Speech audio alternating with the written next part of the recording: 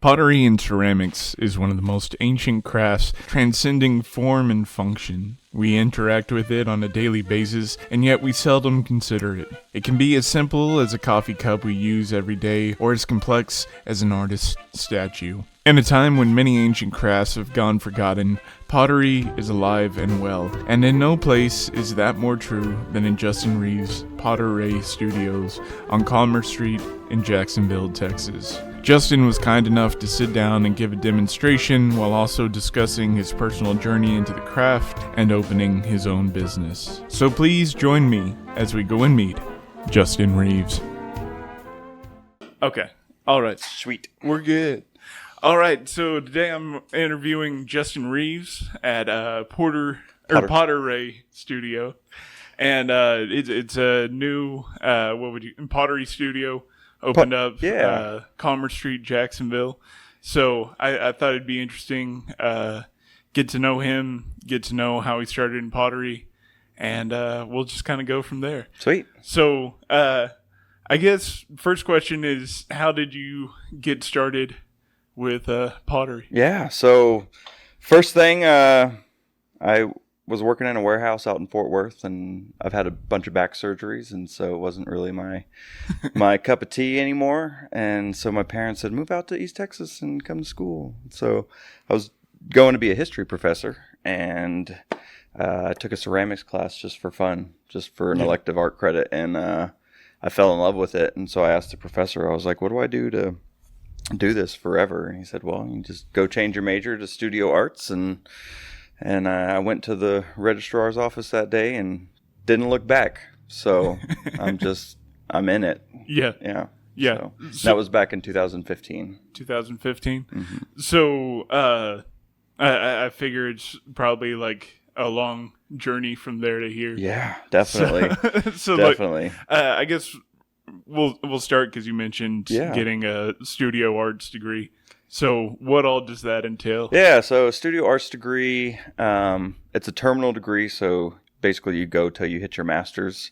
I stopped at my bachelor's because I didn't want to go any further. I decided to open up a business instead. So a lot of people will go the studio art route to become professors, because once you become a master in studio arts, then you're able to go to pretty much any college and teach art if they accept you as a teacher, right? Yeah. So that was my ultimate goal, was to go and get my master's and teach ceramics. So I was originally going to be a history professor. And so I was like, well, let's just change route and teach ceramics instead. And then I changed routes again, and now I'm teaching ceramics, but for everybody. And so there's no grades involved here. There's none of that stress of like the college class, because there are aspects of like, oh, you have to write papers, you have to do so many projects per semester, and so there is a stress level to it. But here we just take all that stress out, and it's mainly just we're here to make art and have fun while doing it. So as far as like, you said you first went for history. So was there like any like specific history, or was it just history in general? Yeah, so I really love antiquity. So like ancient Greece, ancient Rome, that kind of stuff really just tickles my fancy. It's so far away in time, and there's so much that we know, but so much that we don't know, and so it just fascinates me, the unknowns of history. So but digging into ceramics, it's actually one of the oldest art forms on the planet. We date a lot of civilizations by their pottery. It's one of my favorite like little tidbits of information. So like you'll find a shipwreck, and they'll be able to date when the ship was wrecked due to the pottery that was on there. Is it just like the style, or is the style, pretty much the stylistic forms and how they painted their pots can determine like where and when they're from. Yeah, so it's pretty cool. Yeah. So I guess what was it about pottery? Was it just fun, or? Number one, it was just fun. That's the number one thing about it. It's you get to play in the mud, Who doesn't want to just play in the mud without repercussions? And then you get to use the stuff that you make. So like all my dishes at home I've made by hand, and so I don't have any store-bought dishes at my house. And when I see a dish, I'm like, ooh, I really like that. I'm going to go make it. So then I'll have that dish. And so then, it's just, it's cool to be able to have the skill to say, I want that, and then be able to make it. Yeah. So, yeah. So, like anybody who's wanting to, I guess, just give it a try. I mean, for one, they come down here and take a class. But if they're too far away or something, like, where would you suggest, like, getting started if they just want to try it out? Yeah, if you just want to try it out, there's plenty of pottery shops around, especially in, like, the bigger cities. You'll have several pottery studios like this one where you can go and just sign up for one class to see if you like it or not. And if you do like it, then a lot of times, like, we offer 4-week classes where I teach you the entire process of ceramics from start to finish, pretty much. So it's really a lot of fun. That's the main part of it. It's just a lot of fun. It is very infuriating sometimes because you want the clay to do one thing, but you don't quite have the skill developed yet to make it do that. And so it's a lot like learning an instrument. You want to be able to play some Led Zeppelin, but you got to learn how to play that guitar before. Jimmy Page is pretty good. Yeah, he's pretty good, man. And so, he started somewhere too. He was pinking around on a guitar at one point in time, right? And same thing with me. I was flopping pots left and right at one point in time. But just it takes practice, and you'll get it eventually. So yeah. So I asked if you wanted to do a demonstration. Yeah, you were all for it. So I guess take us through how you start. How I start, yeah. So my first step, I've already done it, but you get your lump of clay and you kind of form it into a ball, and then you slap it down in the middle of this. It's called your bat. This blue thing I have here. They come in all different shapes and colors. So we have some, like, these are made out of particle board or something like that. So they absorb water, so you don't have to wet your bat down constantly. So the clay likes to stick to those. They like to stick to the plastic ones too. So we have both. So are there? What'd you say? Like the backing plate? What'd you say it was called? Yeah, it's called a bat. And so the bat attaches to the wheel head, and the wheel head is the actual part of the wheel that spins. So are there? Because you mentioned differences between the plastic and particle board. Are there, like, different applications for different types of bats, or? It's really about preference, honestly. Yeah. I tend to burn my hands up more on the particle board ones, just because there's more friction involved, and there's far less friction with the plastic bats. I have noticed that your clay can slip off of the plastic if you don't adhere it properly. They tend to stick better to the particle board bats if we're going by stickiness. But normally you can get it to stick to this plastic one really good too. So but basically what I do is I just get everything real nice and slippery. Friction is our enemy in ceramics, unless you want the friction. And then I have a pedal down here to my right that it's like a gas pedal with cruise control. Yeah. So I'll get it set to a speed, and then will take my foot off the pedal, so I have a constant speed. And then I get in here and I really squeeze this clay together and get it all going in the same direction. I'm going to ask my beautiful assistant. Yeah. Can you move the mic just a little bit more forward so when he's leaning in? Yeah. Sorry. Thanks, baby. Good. And I can talk into it like this. There's no problem. You can probably move it a little bit closer to him. I just don't want it to be right in his shirt when he's talking. Yeah. Good. So here what I'm doing is I'm coning the clay up into this kind of cone shape here, and I push it down. And I do this a couple times. This helps loosen the clay up and gets it all the same, like, consistency. Yeah. And so once it's all the same consistency, I'm able to squish the clay down into this hockey puck shape here.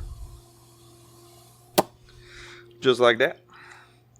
And this shape is essentially where you get all of your ceramics from that's thrown on the wheel.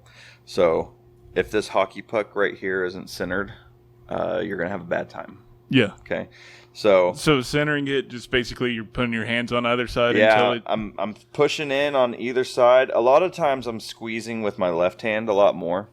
You use your non-dominant hand quite a bit in ceramics, so you learn where your digits are at all point in time. So you get really aware of everything. Yeah. And you can center with one hand technically, so I could push it up and back down all with one hand. I just use my second hand so that it's better. Yeah.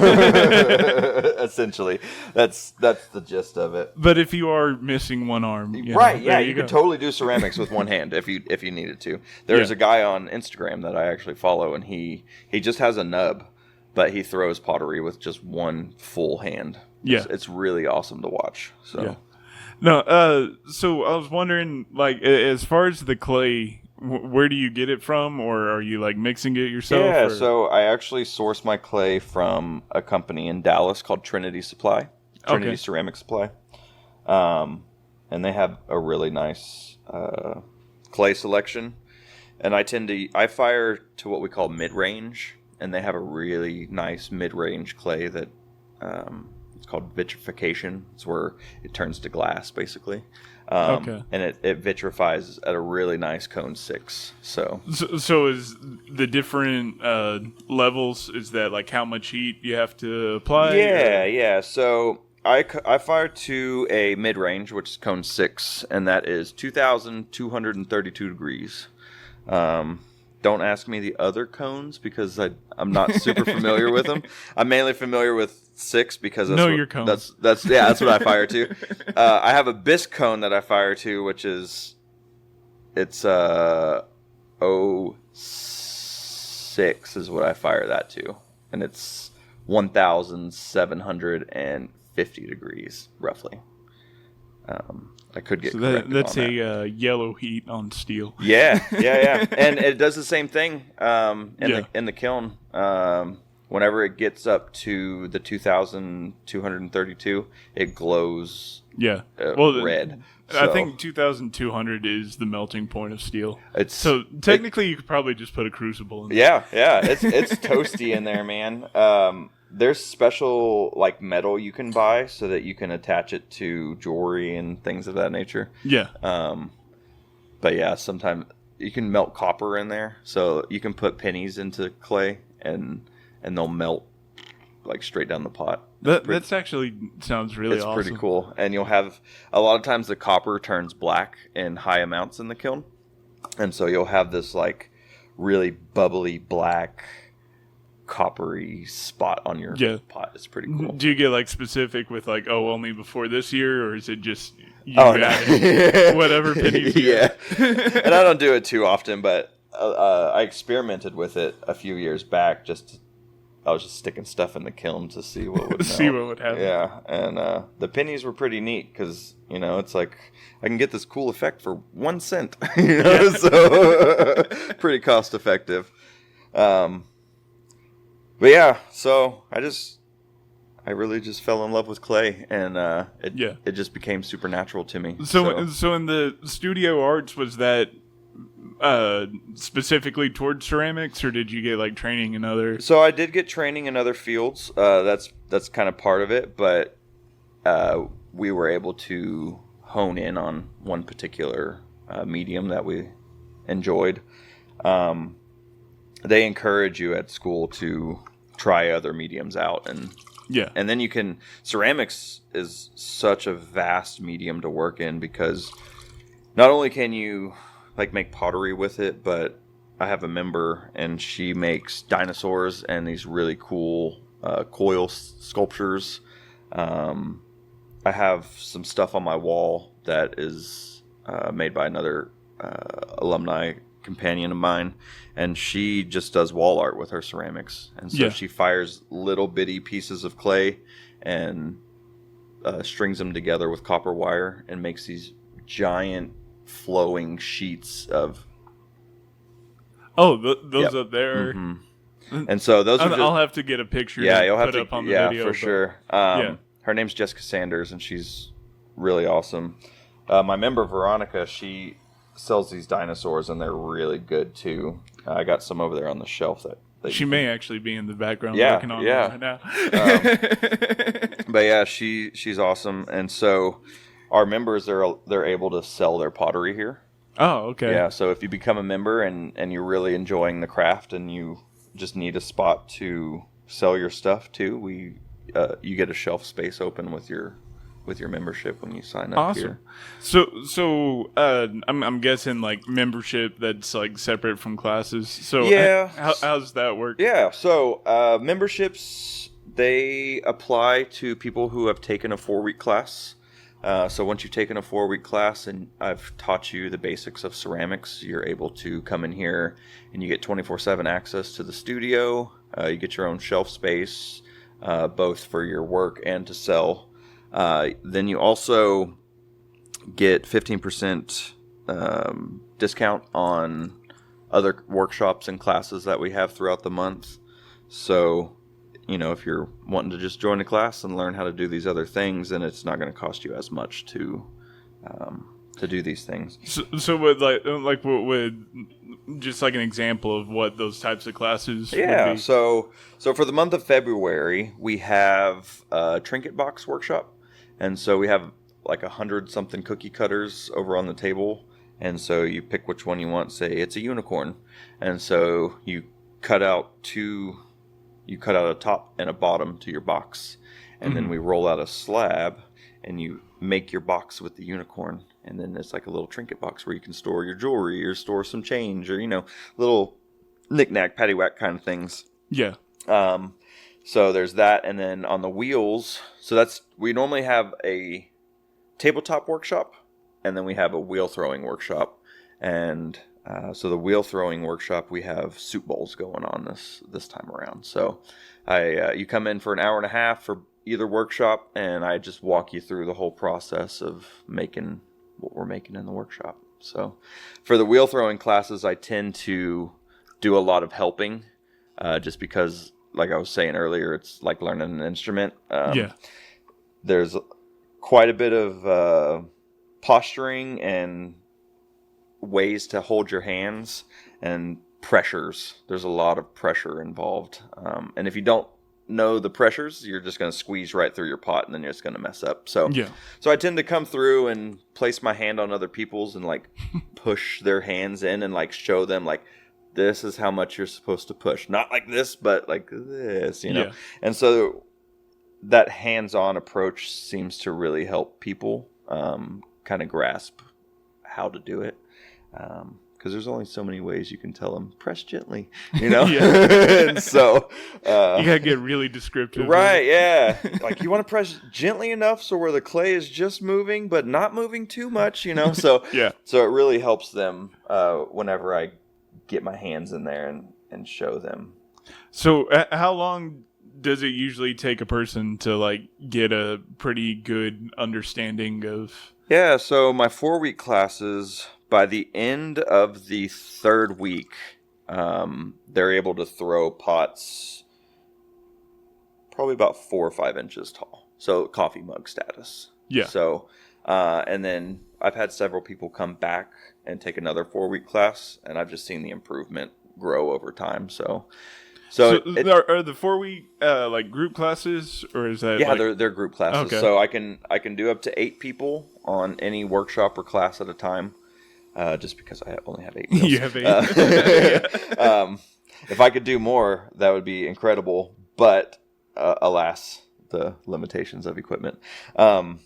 So as far as the 4 weeks, is that like once a week or is that multiple times? Yeah, so it's going to be once a week. And so say you pick Thursdays. So I normally have a Thursday morning and a Thursday evening 4-week class. But the Thursday class for this one actually ended last week. So that's why I don't have one right now. Yeah. But yeah, so I'll have one in the morning and in the evening, and then you come that time for 4 weeks. So every Thursday at 10 for 4 weeks, or every Friday at 3:30 for 4 weeks. I think that's a couple of our times that we have. So, and then you can find all that information just on our website through the Facebook. We have an option to go through, and you can just look at all the classes that we have available. And then my number is on there too, so you can always just give me a shout if you can't figure it out. Yeah. Either. So with what you're doing there, are you just like smoothing the inside, or are you trying to widen it out? So what I'm doing here is I'm taking this sponge, and since I made the top a little too skinny for my hands, I'm using this sponge to act like my fingers. So I'm popping that belly out a little bit more. But the sponge also helps wick away any extra water that I have in there. And so I just kind of finagle it until I get the shape that I like. So if you have like too much water in there or something, does it cause it to fall apart? Or? Yeah, so the clay loves water. Okay, yeah. It's like water. It's my favorite. They're really good friends. And so the more water you put onto the clay, the more water is absorbing into the clay, and then it turns into just like that eventually. Yeah. It turns into slip beforehand, which is like this liquidy kind of thick, sticky clay.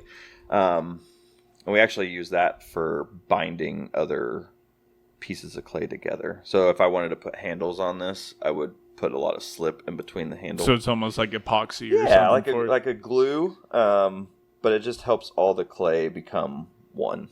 Yeah. So yeah, so there's like just a little bottle. Those are some of my favorite forms to make. People don't normally buy them, but I love to make them. So, yeah. And that's part of the game, is making what you love. So, so do you ever have any like specific dimensions when you start out, or is it all just pretty organic? A lot of it's organic. I don't. Sometimes, like if a customer is wanting a specific shape to their mug or whatever, I'll fix it to the way they like it. Yeah. But a lot of times I just get on here and I kind of have an idea of the shape I want, and then I just kind of let the pot do what it wants to do with me kind of coaxing it along. Yeah.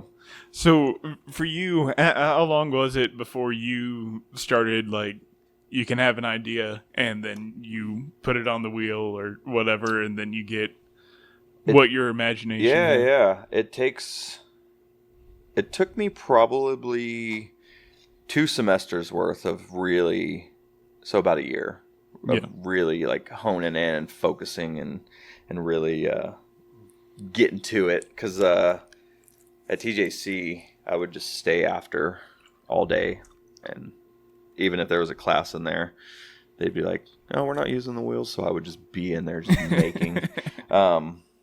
And so, yeah, I think just the time that I put into it really showed.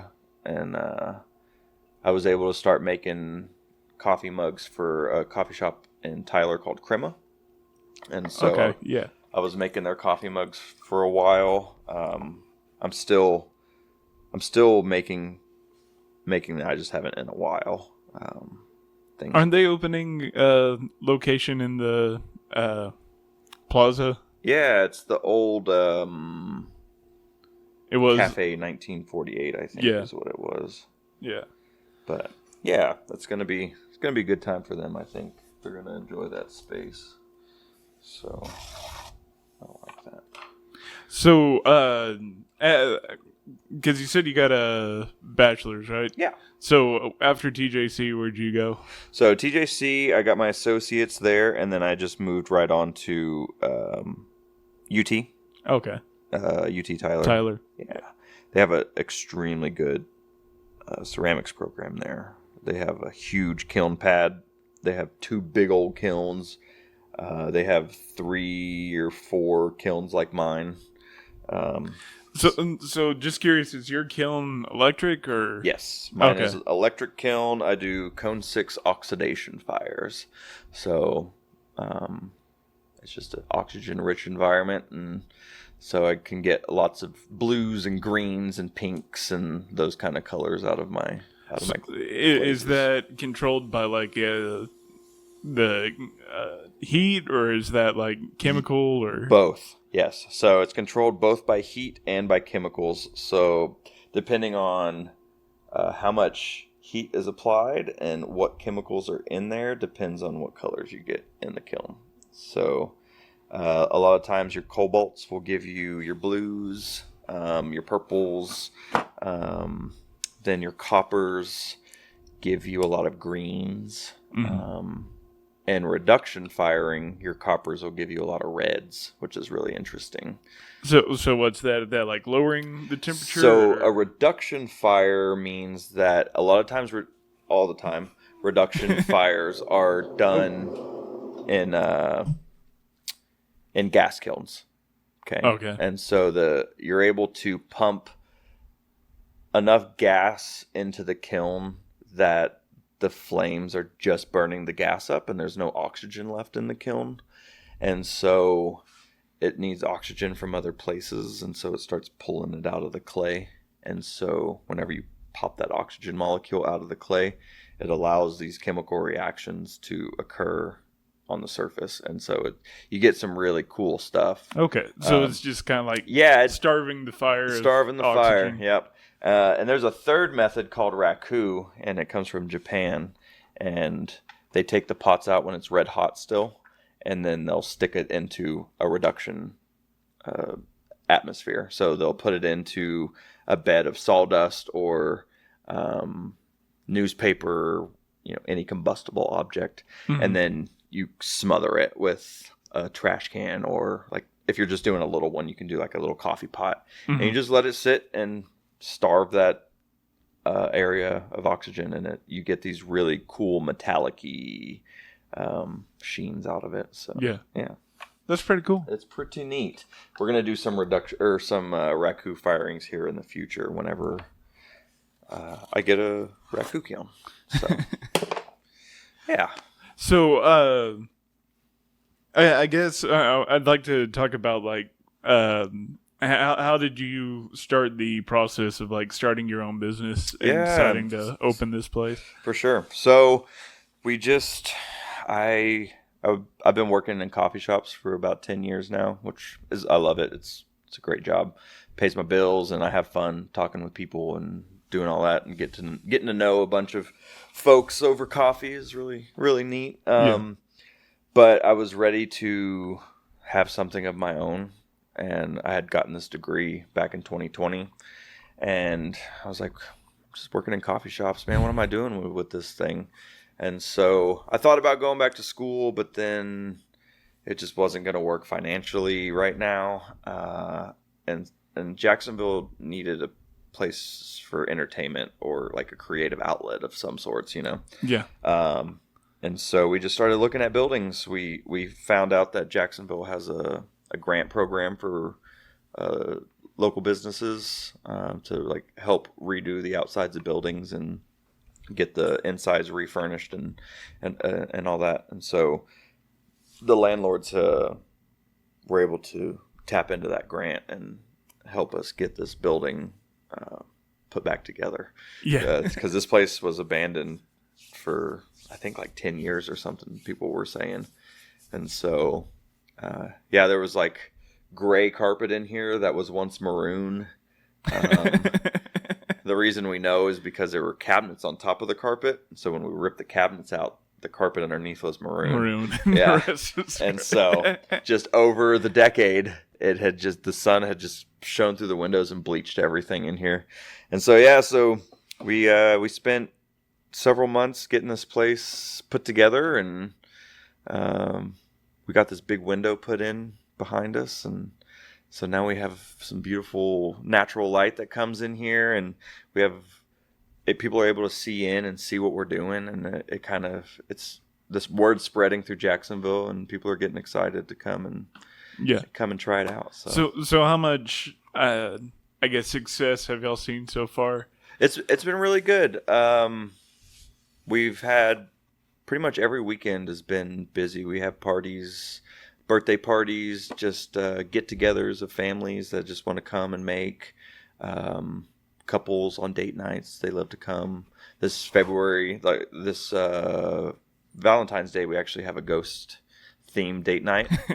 And so we're going to be playing Ghost on the TV, and couples come and share a wheel. And okay. so and so it's going to be a lot of fun. We're going to space the wheels out a little bit more so that people don't feel like super crowded against each other, you know. And it's a really it's not doubling up. Yeah. So it's a really intimate process, and so it's just nice that couples they'll be able to come in and make a piece together. You know, it might not be great, it might not be good, but you'll have that memory and experience of it. And then you'll have something at the end exactly, of it too. Yeah, you'll have something to remember it by. And then we have a bunch of stamps and numbers and stuff so you can date it, and so then you'll know like, oh, we dated it on 2025 we made this pot. And so it's going to be a fun time. And people are getting excited about it. Yeah. So. Well, I'm excited to like see a creative space opening in Jacksonville. Like, I'm trying to think when I moved here, probably like 7 or 8 years ago, and at that time Jacksonville was pretty much dead. Yeah. But since it seems like, especially here on Commerce Street, things have been happening, and definitely. And I think we need more creative spaces anyway. For sure. Yeah, I think for me, art is such a crucial part. I didn't know it until I got into it. Mm-hmm. But I have experienced so much like self-growth within myself from learning a new art, because it teaches you patience. It teaches you to admire the beauty in the smallest little things. Because even if a pot is messed up or flawed, I find something about it. You'll have to go look at some of my work over there. I did a whole series in college where I would keep all my messed up pots, and I would just keep them to the side. And then my completed pots, I'd go and put them up next to the messed up ones. And so you can see this play between the two pots of like, oh, I'm messed up, but there's still beauty to me. You know what I mean? So also sort of, I guess, shows the progression of that idea. Oh, 100%. Something. Yeah. And it's nice to be able to look back at stuff that you've made and be like, yeah, I've gotten so much better than I have 5 years ago, you know? And so ceramics it's like there, it's in the world, you know? And so, and I think there's something nice about that too, where like so much of even what we do, just like work wise, like most people don't have an end product at the end of their day. Exactly. Yeah. A lot of times it's just like ones and zeros. And so there's something nice about having something like you can hold and be like, oh, definitely. I created this. There's definitely some pride to it, because I see kiddos come in here and they'll make something and they're like, I made this. Can I eat cereal out of this? And they're like, yes, you can. You sure can have cereal out of that. So, you know, it's this really cool thing. I do this thing for my daughter every year where I'll throw a plate and then I have her step her foot into the plate. And so I've alternated it for the past 3 years. And so by the time she's 18, she'll have 18 plates of alternating feet. Yeah. And so it's just one of those like things in my heart that I'm, you know, it's something that I'm able to do now because I've developed a skill to be able to, you know, make this art and keep these memories. So yeah. Well, I think that's a good place to end it, but I'll hand it over to you. Anything you want to add? Or Definitely, yeah. So come on down to Pottery Studios. We're here on 421 East Commerce Street. We have a website of the same name.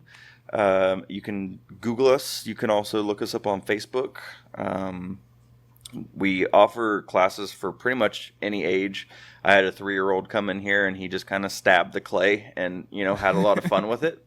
While his older sisters were, you know, making, and he had a blast. So he was happy to be a part of it. You know what I mean? So they might not know exactly what they're doing, but they're happy to be a part and to make, and like it's such a feely art, you know? Yeah. And so very tactile. Yeah. So.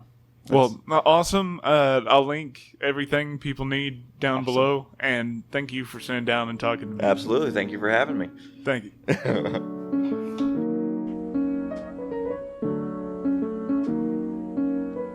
Oh, hi. You made it to the end of the video. That's pretty cool. You must have liked it. I had a fun time recording it. I hope you did like it. Well, if you liked it, you might as well share it with other people. You might as well like the video. Go ahead and subscribe because I make videos like that all the time. So, yeah.